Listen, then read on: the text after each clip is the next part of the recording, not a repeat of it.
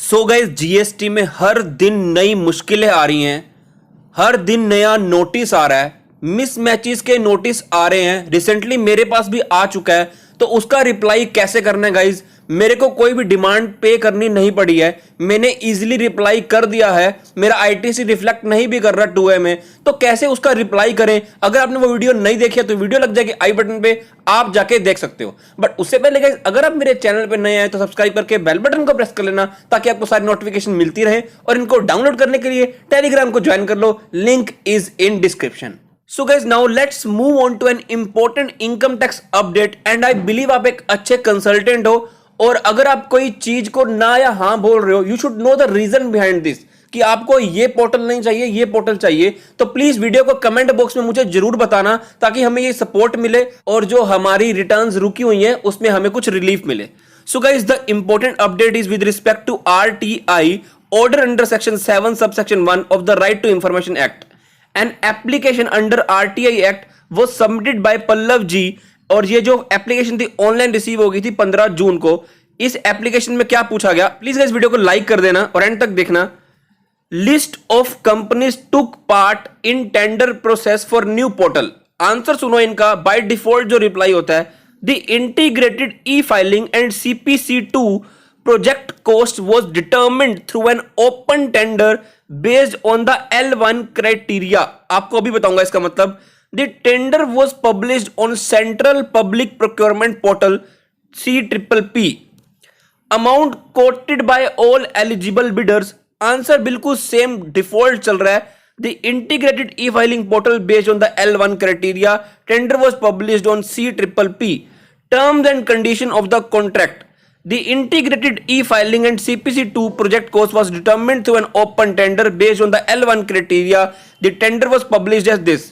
So guys, अभी L1 का मतलब क्या होता है? What is L1 price in tender? The L1 tendering system, also called least cost selection method, कि सबसे कम कॉस्ट किसकी पड़ रही है, जिसको कॉन्ट्रैक्ट ये चला जाएगा, under which the lowest bidder is given a contract, has been prevalent in the government departments, ministries, public sector undertakings for over 70 years. So now एक बार चेक कर लेते हैं कि L2 एंड L3 बिडिंग का भी मतलब क्या होगा। As per the tender document, the price quoted by L1 vendor, हमें समझ में आया कि L1 का मतलब सबसे कम प्राइस है, will be offered to L2 and L3, कि क्या आप इसी प्राइस पे काम कर सकते हो।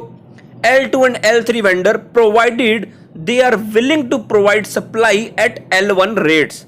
If L2 and L3 vendors are not willing, काम करना नहीं चाहते हैं, offer will be given to L4, L5 vendor and so on। उनसे भी पूछा जाएगा कि आप L1 के प्राइस पे काम करोगे, तो इस बेसिस पर कॉन्ट्रैक्ट को दिया गया है। मतलब मुझे प्राइस से कोई इशू नहीं है कि इन्होंने लीस्ट कॉस्ट मेथड को सिलेक्ट किया, हर कोई देखता है। बट अगर आपने क्वालिटी को कॉम्प्रोमाइज कर लिया, जैसे कुछ लोग अपनी 200 रुपए की जाके रिटर्न फाइल करवा लेते हैं कि 200 रुपए की रिटर्न फाइल कर दो, फिर वही लोग हमारे पास आके 10,000 रुपए देते हैं कि सर आप प्लीज इनकम टैक्स के नोटिस का रिप्लाई कर दो, तब वो 10,000 भी निकालते हैं, जीएसटी ऑडिट में 50,000 भी देते हैं। ऐसा भी होता है। इसमें क्या हुआ, इन्होंने क्वालिटी को चेक तो किया नहीं। इन्फोसिस जो ऑलरेडी जीएसटी का प्रोजेक्ट हैंडल कर रही है, आप कमेंट बॉक्स में बताना कि क्या आप लोग जीएसटी पोर्टल से सेटिस्फाइड हो।